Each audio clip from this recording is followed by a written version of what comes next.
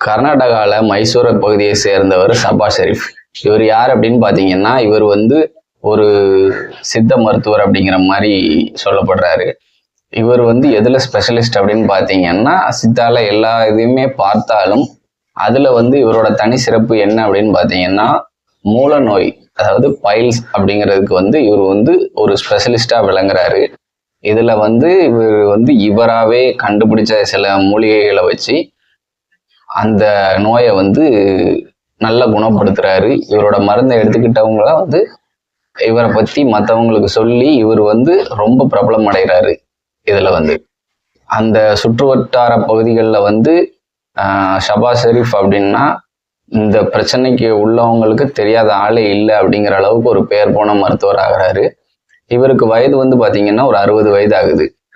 அந்த சூழ்நிலைகளில் இவர் வந்து நடக்க முடியாத வயதானவங்க இந்த மாதிரி இருக்கிறவங்களுக்கெல்லாம் வந்து அவங்களோட வீட்டுக்கு போயே வந்து மருத்துவம் செய்கிறதுல இவர் ஒரு வல்லவர், கெட்டிக்காரர் அப்படின்னு சொல்லலாம்.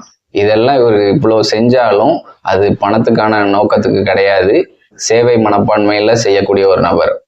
இப்படிப்பட்ட நபர் வந்து அவரோட ரொட்டீனாக அவரோட கிளினிக்கை எப்படி ஆப்ரேட் பண்ணுறாரு அப்படின்னு பார்த்தீங்கன்னா, காலையில் 9 மணிக்கு வர்றாருன்னா மதியம் வரைக்கும் இருப்பார். மதியம் அதுக்கப்புறம் வீட்டில் போய் ரெஸ்ட் எடுத்துட்டு அதுக்கப்புறம் வந்து சாயந்தரம் ஒரு 3 மணிக்கு மேலே வந்து திரும்ப ஓப்பன் பண்ணி திரும்ப நைட் வரைக்கும் இருக்கக்கூடிய பண்பு கொண்டவர் தான் இந்த ஷபாஸ் ஷெரீப். இவரை எல்லார்ட்டையும் வந்து ஒரு அன்பாக பழகக்கூடிய ஒரு தன்மை கொண்டவர். இவரை பற்றி சொல்லணும்னா நல்ல விதமாக சொல்கிறதுக்கு தான் நிறைய கருத்துக்கள் இருக்குது. இவர் வந்து 2019ஆம் ஆண்டு ஆகஸ்ட் மாதம் 1ஆம் தேதி இதே போல் தான் வீட்டில் இருந்து கிளம்பி தன்னோட கிளினிக் வர்றாரு. வந்து அங்கே இருந்து அந்த வைத்தியசாலையில் இருந்து இது பண்ணி மதியம் வீட்டுக்கு போய் ரெஸ்ட் எடுத்துட்டு 2வது மதியம் அவரோட கிளினிக்கு வராரு. அங்கே வந்து ஒரு 2-3 நபர் வந்து இவரை வந்து அழைக்கிறாங்க. இந்த மாதிரி மருத்துவத்துக்காக நீங்கள் வரணும், வயதான ஒரு பெண்மணிக்கு வந்து மூல நோய்க்காக நீங்கள் வந்து பார்க்க வரணும் அப்படிங்கிற மாதிரி கூப்பிட்டு போகிறாங்க. இவரும் அருகாமையில் உள்ள கடைக்காரங்கள்ட்ட வந்து இந்த செய்தியை சொல்லிட்டு தான் கேரளாவுக்கு போகிறதாகவும் போயிட்டு வந்துடுறதாகவும் சொல்லிட்டு போயிருக்கிறாரு. அன்னைக்கு ராத்திரி இவர் வீட்டுக்கு வரல. அவர் மனைவி வந்து வழக்கம் போல் இவர் வந்து யாருக்கும் ட்ரீட்மெண்ட்டுக்காக வெளியூர் போயிருக்கிறாரு அப்படிங்கிறது போல் அவங்க நினச்சிக்கிறாங்க. மறுநாள் காலை விடிஞ்சு நேரமாகுது, 10 மணியை கடக்கும்போது அவரோட மனைவிக்கு வந்து என்னமோ தெரியலையே, ஏன் இவர் வராமல், எப்படி வீட்டுக்கு வராமல் ஒரு நாள் கூட இவர் போக வாய்ப்பு இல்லையே அப்படின்னு சொல்லி ஒரு சந்தேகத்தின் பேரில் அவருடைய அந்த கிளினிக் போகிறாங்க. அங்கே போகும்போது அது அடைச்சிருக்கு. உடனே அந்த ஷபாஸ் ஷெரீஃபோட மனைவி வந்து அக்கம் பக்கத்தில் விசாரிக்கும் போது நேற்றைய தினம் ஒரு 3 மணி அளவில் அவர் வந்து ஒரு 2-3 நபர்களோட வந்து கேரளாவுக்கு போகிறதாக சொல்லிட்டு போனார் அப்படிங்கிற தகவல் வந்து இந்த பெண்மணிக்கு கிடைக்கப்படுது. இவங்களும் அவர் வந்துருவார் அப்படிங்கிற இதோட வந்து வெயிட் பண்ணி பார்க்குறாங்க. அவருக்கு ஃபோனுக்கு வந்து ட்ரை பண்ணுறாங்க, ஆனால் ஃபோன் சுவிட்ச் ஆஃப் அப்படின்னே வருது. இதில் வந்து பயந்து போன அந்த ஷபாஸ் ஷெரீஃபோட மனைவி என்ன செய்கிறாங்கன்னு பார்த்தீங்கன்னா, 2ஆம் தேதி இரவு ஒரு 8 மணி அளவில் அங்கே அருகாமையில் இருக்கிற போலீஸ் ஸ்டேஷனுக்கு போகிறாங்க. போய் இந்த மாதிரி என்னுடைய கணவர் வந்து மிஸ் ஆகிட்டாரு, வீடு இன்னும் திரும்பலை அப்படிங்கிற மாதிரி ஒரு கம்ப்ளைண்ட் ஃபைல் பண்ணுறாங்க. உடனே போலீஸார் வந்து அந்த கிளினிக் பக்கத்தில் வந்து விசாரிக்கும் போது, அந்த அக்கம் பக்கத்து நபர்கள்கிட்ட விசாரிக்கும் போது அந்த பக்கத்து கடைக்காரர் வந்து என்ன சொல்கிறாருன்னு பார்த்தீங்கன்னா, இந்த மாதிரி நேற்றைய தினம் இந்த ஷபாஸ் ஷெரீப் வந்து ஒரு 3 நபர்களோட கேரளாவுக்கு போனதாக எங்ககிட்ட சொல்லிட்டு போனார், அது மட்டும்தான் எங்களுக்கு தெரியும் அப்படிங்கிற மாதிரி தகவலை கொடுக்குறாங்க. இன்னும் போலீஸார் வந்து கேரளானா எங்கே போயிருப்பாங்க அப்படின்னு யோசிச்சுட்டு இருக்கிற அந்த டைமில் வந்து அவரோட மனைவியார் வந்து வயநாட்டில் தான் அவர் ஆல்ரெடி ஒரு வயசானவங்களுக்கு வந்து ட்ரீட்மெண்ட் பார்த்தாங்க, ஒருவேளை அங்கே போயிருக்கலாம், நீங்கள் வேணால் அங்கே கொஞ்சம் போய் செக் பண்ணி பார்த்து சொல்லுங்கள் அப்படிங்கிற மாதிரியான தகவலை அவங்க கொடுத்த உடனே கர்நாடகா போலீஸார் வந்து கேரளா அங்கே போகிறாங்க. வயநாடு போய் இவரோட ஃபோட்டோவை காமிச்சு அங்கே விசாரித்து பார்க்காங்க. அங்கே யாருக்கும் எதுவுமே தெரியல, இப்படி ஒரு நபர் இங்கே வச்சாரு அப்படிங்கிறதுக்கான எந்த க்ளூவுமே அங்கே இல்லாமல் இருக்குது. இதுக்கப்புறம் என்ன நடக்குதுன்னு பார்த்தீங்கன்னா, நேராக இந்த கர்நாடகா போலீஸார் வந்து அங்கே அருகாமையில் உள்ள கேரளா போலீஸ் ஸ்டேஷனுக்குள்ள போய் இவரை பற்றி விசாரிக்கிறாங்க. எந்த தகவலும் கிடைக்கல. அடுத்தடுத்து இருக்கிற ஸ்டேஷன்லேயும் விசாரித்து பார்க்குறாங்க. எந்த ஒரு தகவலும் கிடைக்கலன்னொன்னா இவங்க ரிட்டன் மைசூருக்கு வந்துடுறாங்க. இந்த கேஸ் அப்படியே கோல்ட் ஆகுது. ஏன் அப்படின்னா இவரை பற்றின எந்த தகவலும் தெரியல. போலீஸார் உடனே வந்து சிசிடிவியை வச்சு எதுவும் துப்பு கிடைக்குதான்னு பார்ப்போம் அப்படிங்கிற மாதிரி சிசிடிவியை செக் பண்ணி பார்க்குறாங்க. அப்படி செக் பண்ணி பார்க்கும்போதும் எந்த ஒரு இதுவுமே ஆதாரமுமே கிடைக்கல. அதுக்கப்புறம் அவரோட செல்ஃபோனை வந்து ட்ராக் பண்ணுறாங்க. அதை ட்ராக் பண்ணி பார்க்கும்போது இவர் வந்து கர்நாடகா எல்லையை நோக்கி போகிறது மட்டும் ரெக்கார்ட் ஆயிருக்கு. லாஸ்ட்டு அவரோட டவர் லொக்கேஷன் கேரளா பார்டரை ரீச் பண்ணுற அந்த டைமில் அவரோட ஃபோன் வந்து சுவிட்ச் ஆஃப் பண்ணப்பட்டுருது. அதனால மேற்கொண்டு அவர் எங்கே போனார், என்ன ஆனாருங்கிறது எந்த ஒரு தகவலுமே கிடைக்காத ஒரு நிலையில் இந்த கேஸ் அப்படியே நிலுவையிலே இருக்குது. அவங்க அடுத்தடுத்து ஃபர்தராக எந்த ஒரு பெரிய க்ளூவும் கிடைக்காதனால இந்த கேஸ் ஹோல்ட் ஆகுது. இப்படியே போயிட்டுருக்கு. அவங்க வீட்டாருக்கும் வந்து எப்படி இந்த கேஸை இது பண்ண போகிறாங்க அப்படிங்கிறது தெரியாத ஒரு சூழ்நிலையில் 2022ஆம் ஆண்டு கேரளா நிலம்பையூர் போலீஸ் ஸ்டேஷனில் வந்து ஒரு நபர் போய் கம்ப்ளைண்ட் கொடுக்குறாரு. என்னன்னு கொடுக்குறாருன்னு பார்த்தீங்கன்னா, தான் பேர் வந்து அஷ்ரஃப் அப்படின்னும், தான் ஒரு பில்டிங் கான்ட்ராக்டர் அப்படிங்கிற மாதிரி இன்ட்ரடியூஸ் பண்ணிட்டு ஒரு 3 நபர்கள் மேலே வந்து கம்ப்ளைண்ட் கொடுக்குறாரு. அவங்க யாருன்னு பார்த்தீங்கன்னா, இவருக்கு கீழே வேலை செஞ்ச ஒரு 3 பேர், சிகாபுதீன், அப்புறம் நௌஷத், அப்புறம் நிஷ்கத் அப்படின்ற இந்த 3 பேர் மேலேயும் கம்ப்ளைண்ட் கொடுக்குறாரு. அந்த கம்ப்ளைண்ட் என்னவா இருக்குன்னு பார்த்தீங்கன்னா, இவர் ஒரு 2-3 நாட்களுக்கு முன்பாக வந்து தான் வீட்டை விட்டு வெளியூர் போனதாகவும், இவர் வெளியூர் போன அந்த நேரத்தில் ஒரு 7 லட்சம் ரூபாய் ரொக்க பணத்தையும் கொஞ்சம் நகைகளையும் அவர் வீட்டில் இருந்த லேப்டாப்பையும் இந்த 3 பேரும் சேர்ந்து திருடிட்டு போயிட்டாங்க அப்படிங்கிற மாதிரி கம்ப்ளைண்ட் கொடுக்குறாரு. இந்த கம்ப்ளைண்ட்டை எடுத்துக்கிட்ட அந்த போலீஸார் வந்து இவங்க 3 பேரையும் தேடுறாங்க. இவங்களை எவ்வளோ தேடியும் அங்கே இவங்களை பற்றின எந்த தகவலும் கிடைக்கல, இவங்களை கண்டுபிடிக்கவும் முடியல. இதுக்கு அடுத்து என்ன நடக்குன்னு பார்த்தீங்கன்னா, இவங்க வந்து திருவனந்தபுரம் செக்ரட்டரியேட் முன்னாடி வந்து நின்று பிரச்சனை பண்ணிட்டு இருக்கிறாங்க, தீக்குளிச்சிரோன்னு மிரட்டுறாங்க அப்படின்னு சொல்லி அங்கே திருவனந்தபுரம் போலீஸார் வந்து இந்த போலீஸாரை கான்டாக்ட் பண்ணி, நீங்கள் தேடிட்டு இருக்கிறவங்க இங்கே தான் இருக்காங்க, நீங்கள் உடனே வாங்க அப்படின்னு கொடுத்த இன்ஃபர்மேஷன் அடிப்படையில் நிலம்பூர் போலீஸார் வந்து நேராக கிளம்பி அங்கே போகிறாங்க. அங்கே போய் அவங்ககிட்ட பேச்சுவார்த்தை நடத்தி, நீங்கள் சரண்டர் ஆகணும்னா நேராக ஸ்டேஷன் தானே வரணும், நீங்கள் ஏன் இங்கே வந்து இது பண்ணுறீங்க, இல்லை எங்களுக்கு உயிருக்கு வந்து எங்கள் ஓனரால் ஆபத்து இருக்குது, அவரும் நீங்கள் களவாண்டு போயிட்டீங்கன்னு கம்ப்ளைண்ட் கொடுத்துருக்காரு, நீங்கள் என்னடான்னா உங்கள் உயிருக்கு அவரால் ஆபத்து இருக்குன்னு சொல்லி சொல்கிறீங்களே, இதை எப்படி ஏற்றுக்க முடியும் அப்படிங்கிற மாதிரி போலீஸார் கேட்கவும், இருங்க சார் நாங்கள் சொல்கிறத நீங்கள் நம்பலைல்ல, இருங்க உங்களுக்கு ஒன்று தரேன் அப்படின்னு சொல்லிட்டு அந்த நௌஷத் அப்படிங்கிற அந்த நபர் வந்து ஒரு பென்ட்ரைவ் ஒன்று எடுத்து கொடுத்து, இதில் இருக்கிறத பாருங்க, பார்த்தீங்கன்னா தான் உங்களுக்கு புரியும் அப்படிங்கிற மாதிரி ஒரு பென்ட்ரைவ் எடுத்து கொடுக்குறாரு. அந்த பென்ட்ரைவை போலீஸார் வந்து போட்டு பார்க்கும்போது அந்த ஒரு வீடியோ ஓப்பன் ஆகுது. அந்த வீடியோவை பார்த்த போலீஸார் வந்து அதிர்ந்து போகிறாங்க. ஏன் அப்படின்னு பார்த்தீங்கன்னா, ஒரு ரூமில் ஒரு வயதான நபரை கைகளையும் கால்களையும் சங்கிலியால் கெட்டி போட்டு கொடுமை பண்ணுற ஒரு வீடியோ காட்சியை வந்து போலீஸார் பார்க்குறாங்க. பார்த்துட்டு ஒரு நௌஷத்திட்ட கேட்கும்போது அவன் என்ன சொல்கிறான்னா, இந்த மாதிரி இந்த நபர் வந்து ஒரு வைத்தியர், சித்த வைத்தியர், இவரை வந்து எங்கள் ஓனர் அஷ்ரஃப் சொன்னதுனால நாங்கள் போய் கடத்திட்டு வந்தோம். 1.5 வருடங்களாக வந்து இவர் வந்து அஷ்ரஃப் அவரோட வீட்டு மாடியில் ஒரு ரூம் சவுண்ட் ப்ரூஃபாக ரெடி பண்ணி அந்த ரூமில் வச்சு தான் இவரை கொடுமைப்படுத்தினாங்க அப்படிங்கிறத அவங்க கன்ஃபெஷனாக கொடுக்குறாங்க அந்த 3 பேரும். அதுக்கப்புறம் வந்து ஷபாஸ் ஷெரீஃபோட ஃபேமிலியையும் கர்நாடகா போலீஸையும் கேரளா போலீஸ் வந்து தொடர்பு கொள்கிறாங்க. அவங்களும் அங்கேருந்து கிளம்பி இங்கே வர்றாங்க. இங்கே வந்து அந்த வீடியோவை பார்த்து அவ்வளோ பேரும் அதிர்ந்து போகிறாங்க. இது போக அவர் ஷபாஸ் ஷெரீஃப் தான் அப்படிங்கிறத வந்து அவருடைய மனைவி வந்து கன்ஃபார்ம் பண்ணி சொல்கிறாங்க அவர் தான் அப்படின்னு. அப்போது போலீஸார் வந்து அஷ்ரஃபை பிடிச்சி விசாரிக்கும் போது அஷ்ரஃப் என்ன சொல்கிறான்னா, நீங்கள் வேணால் இப்போ கூட என் வீட்டை போய் செக் பண்ணி பாருங்கள், அப்படிலாம் எதுவுமே நடக்கலை, இவங்க வந்து என் மேலே பழி சுமத்துறாங்க அப்படிங்கிற மாதிரி சொல்கிறான். உடனே போலீஸார் வந்து அஷ்ரஃபோட வீட்டை போய் செக் பண்ணுறாங்க. வீடு வந்து பக்கா க்ளீனாக இருக்குது. எந்த ஒரு டவுட்டோ எதுவோ வராத லெவலில் பக்காவாக மெயின்டைன் பண்ணி வச்சிருக்கிறான் வீட்டை. ரிட்டன் போலீஸார் வந்து இவங்ககிட்ட கேட்கும்போது என்ன சொல்கிறாங்கன்னா, கிட்டத்தட்ட 2020 செப்டம்பர் மாதத்தில் வந்து ஷெரீஃப் வந்து இறந்து போயிட்டாரு.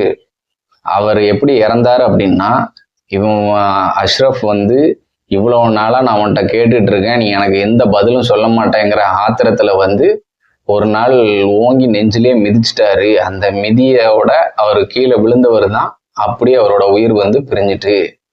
அதுக்கப்புறம் அவரோட உடலை வந்து துண்டு துண்டுகளாக வெட்டி நாங்கள் வந்து ஒரு ஆற்று பாலத்துல இருந்து அவரோட உடலை வந்து அந்த தண்ணிக்குள்ளே போட்டோம் அப்படிங்கிற மாதிரி சொல்கிறாங்க. உடனே போலீஸார் கேட்குறாங்க, இது எப்படி இது பண்ணுறது அப்படின்னு கேட்கும்போது, நாங்கள் இந்த மாதிரி இந்த கடைகளில் வந்து அவர் உடலை வந்து துண்டு துண்டாக வெட்டுறதுக்காக கத்தி அந்த மாதிரியான ஆயுதங்களை வந்து வாங்கினோம் அப்படின்னு சொல்கிறாங்க. அப்படி சொல்லும்போது அப்போ அவங்க வீட்டில் எந்த ஒரு இதுவும் இல்லையேன்னு கேட்கும்போது, ஆமாம் அது ஆல்ரெடி பிரிச்சுட்டோம், அவர் இறந்த உடனே அந்த வீட்டை அந்த சவுண்ட் ப்ரூஃப் ரூமையும் கம்ப்ளீட்டாக பிரிச்சுட்டோம். அது போக அவர் வீட்டில் இருக்கிற பாத்ரூமோட டைல்ஸு அங்கே இருக்கிற டேப்பு எல்லாத்தையுமே சேஞ்ச் பண்ணிட்டோம். அந்த வீட்டை கம்ப்ளீட்டாக க்ளீன் பண்ணி எந்த ஒரு எவிடன்ஸும் இல்லாத அளவுக்கு பண்ணிட்டோம். காரணம் வந்து இவருக்கு வந்து கண்டிப்பாக நம்ம அதில் என்னைக்காவது போலீஸுக்கு நம்ம மேலே சந்தேகம் வந்தால் செக் பண்ணாங்கன்னா நம்ம மாட்டிக்கிடுவோம் அப்படிங்கிறதுனால இது அவ்வளோத்தையுமே அந்த டைம்லேயே அவர் இறந்த சில நாட்கள்லேயே வந்து கம்ப்ளீட்டாக ரீமாடல் பண்ணி இந்த வீட்டை வந்து ரெடி பண்ணிட்டாரு. அதனால நீங்கள் இப்போ போனீங்கன்னா அங்கே எந்த ஒரு தடயமுமே கிடைக்காது அப்படிங்கிற மாதிரி சொல்கிறாங்க. அப்படி இருக்கும்போது அப்போ போலீஸ் வந்து இவரை எப்படி இங்கே தான் இவர் இருந்தார் அப்படிங்கிறத கண்டுபிடிக்கலாம் அப்படின்னு சொல்லி பார்க்கும்போது, அங்கே அக்கம் பக்கத்தில் உள்ள நபர்கள்ட்ட விசாரிக்கும் போது ஒரு சிலர் வந்து இந்த 3 பேர் கூட ஷபாஸ் ஷெரீஃப் வந்ததை பார்த்ததாக அவங்களோட வாக்குமூலத்தை தெரிவிக்கிறாங்க. அப்படிங்கும்போது இவர் அஷ்ரஃபோட வீட்டுக்கு தான் அங்கேருந்து இங்கே வந்திருக்காருங்கிறதும் கன்ஃபார்ம் செய்யப்படுது. நேவி டைவர்ஸ் கொண்டு அந்த ஆற்று பாலத்தில் போய் தேடி பார்க்குறாங்க. அந்த ஆற்றில் இவரோட உடல் பாகங்கள் எதுவும் எச்சங்கள் எதுவும் கிடைக்குமா அப்படின்னு சொல்லி பார்க்குற வேலையில் எந்த ஒரு இதுவுமே கிடைக்கல. அப்போ இது எப்படிடா நம்ம கோர்ட்டுக்கு எடுத்துகிட்டு போனால் இந்த கேஸில் இவங்களுக்கு தண்டனை வாங்கி கொடுக்க முடியும் அப்படின்னு சொல்லி யோசிக்கும் போது தான் ஃபாரன்சிக் டிபார்ட்மெண்ட் வந்து உள்ளே வர்றாங்க. அவங்க உள்ள வந்து இந்த கடத்தப்பட்ட காரில் வந்து இவரோட சாம்பிள்ஸ் ஏதாவது கிடைக்குதான்னு செக் பண்ணி பார்க்கும்போது அந்த காரில் வந்து ஒரு 42 வகையான சாம்பிள் முடிகள் கிடைக்குது. அந்த முடிகளை ஒன்று ஒன்றா செக் பண்ணி பார்க்குறாங்க. அப்படி பார்த்துட்டு வரும்போது ஒரு முடி மேலே வந்து அவங்களுக்கு வந்து ஒரு சந்தேகம் வருது. ஒருவேளை இது வந்து அவர் ஷபாஸ் ஷெரீஃபோட முடியா இருக்குமோ அப்படின்னு சந்தேகத்தில் அந்த முடியை செக் பண்ணி பார்க்குறாங்க. அந்த முடி வந்து அவரோடது தான் அப்படிங்கிறது கன்ஃபார்ம் பண்ணப்படுது. எப்படின்னு பார்த்தீங்கன்னா, அந்த முடி வந்து அவரோட தலை வேர்ல இருந்து பிடுங்கப்பட்ட முடி. அது எப்படியோ அந்த காரில் விழுந்திருக்கு. அதை வச்சு அவரை டிஎன்ஏ எடுத்துடலாம் அப்படின்னு ட்ரை பண்ணுறாங்க. ஆனால் கிட்டத்தட்ட கடத்தி இந்த சம்பவம் இப்போ போலீஸார் வந்து செக் பண்ணி எடுக்கிறது வந்து பார்த்தீங்கன்னா ஒரு 3 ஆண்டுகள் கழிச்சு அப்படிங்கிறதுனால டிஎன்ஏ வந்து அவங்களால எடுக்க முடியல. அப்போது கேரளா போலீஸ் என்ன செய்கிறாங்க அப்படின்னு பார்த்தீங்கன்னா, இதுக்கு என்ன பண்ணலாம் அப்படின்னு சொல்லி யோசிக்கும் போது டிஎன்ஏ ப்ரொஃபைல்லையே வந்து மைட்டோகாண்ட்ரியல் டிஎன்ஏ அப்படின்னு சொல்லி ஒன்று சொல்லுவாங்க. அது என்ன அப்படின்னு பார்த்தீங்கன்னா, அது வந்து தாயோட டிஎன்ஏவோட தான் மேட்ச் ஆகும். ஸோ இவங்களுடைய உறவுகள்கிட்ட இருந்து நம்ம அந்த டிஎன்ஏ எடுத்தோம் அப்படின்னா நம்ம இதை கண்டுபிடிச்சிடலாம் அப்படிங்கிற மாதிரி கேரளா போலீஸ் ரொம்ப மெனக்கட்டு இதுக்காக வந்து டைம் ஸ்பெண்ட் பண்ணி பணத்தை செலவு பண்ணி இது வரைக்கும் அவங்க இந்த மாதிரி மைட்டோகாண்ட்ரியல் டிஎன்ஏ அப்படிங்கிற லெவலுக்கெல்லாம் கேஸ் கொண்டு போகவே இல்லை. இதுதான் கேரளாவோட கேஸ்லேயே ஃபஸ்ட்டாக வந்து மைட்டோகாண்ட்ரியல் டிஎன்ஏ வரைக்கும் போன ஒரு கேஸ் அப்படின்னு சொல்லப்படுது. அது மட்டும் இல்லாமல் அந்த டிஎன்ஏவை வந்து டெரைவ் பண்ணுறாங்க, 100% மேட்ச் ஆகுது. அப்படி இருந்தாலுமே இது வந்து தண்டனை இவங்களுக்கு எப்படி வாங்கி கொடுக்க முடியும் அப்படிங்கிற ஒரு குழப்பத்திலே, ஏன்னா பாடி கிடைக்கல. இது வரைக்கும் எந்த கேஸ்லையுமே இது வரைக்கும் பாடி இல்லாமல் வந்து யாருக்குமே தீர்ப்பு வழங்கப்படலை, இவங்க தான் குற்றவாளி அப்படின்னு சொல்லி. ஒருவேளை அப்படி தீர்ப்பு வழங்கி ஒரு சில வருடங்கள்ல வந்து அந்த இறந்து போனாங்க அப்படின்னு சொல்லப்படுற நபர் வந்து உயிரோட நின்னா இவங்களுக்கு கொடுத்த தண்டனையை யாராலையும் மாற்ற முடியாது அப்படிங்கிறதுனால இதுவரைக்கும் அப்படி ஒரு தண்டனை யாருக்கும் வழங்கப்படலை. ஆனா இவங்களோட கேஸை பொறுத்தவரையில திரும்ப அவங்க ரெக்கார்ட் பண்ணி அந்த கால் டீட்டெயில்ஸ் எல்லாம் எடுத்து பார்க்கும்போது இந்த 3 நபரோடைய தான் அவரு ஷபாஸ் ஷெரீஃபும் வந்து இவங்க 4 பேருடைய டவர் லொகேஷனும் அந்த டயத்துல அங்க இருந்து கிளம்பி கேரளாவுக்கு வந்ததும் கேரளா ரீச் ஆகும்போது ஷபாஸ் ஷெரீஃபோட செல்போன் சுவிட்ச் ஆஃப் ஆனதையும் கன்ஃபார்ம் பண்றாங்க. அட் அ டைம்ல இவங்க 4 நம்பர் தான் ஒன்னா டிராவல் ஆயிருக்குங்கிறத ஒரு எவிடன்ஸா எடுக்கிறாங்க. இதுக்கப்புறம் பாத்தீங்கன்னா இவரோட வீட்டு பக்கத்துல இருக்கிற நபர்கள் வந்து இவங்க கூட இந்த 3 பேர் கூட நான் அவங்கள பார்த்தேன் அப்படின்னு சொன்ன அந்த ஒரு எவிடன்ஸு. அது மட்டும் இல்லாம இவர் உடலை வந்து தனித்தனியா வெட்டுறதுக்காக வாங்கின பொருட்களோட அந்த கடைகள்ல போய் அந்த கடைகள்ல இருந்த சிசிடிவி காட்சிகளையும் போலீசார் கைப்பற்றி அதையும் ஒரு ஆதாரமா எடுக்கிறாங்க. இப்படி ஆதாரங்களை சேர்த்த பிறகுதான் கோர்ட் வந்து இறுதியா வந்து இவங்களுக்கு 2025ஆம் ஆண்டு தீர்ப்பு கொடுக்குறாங்க.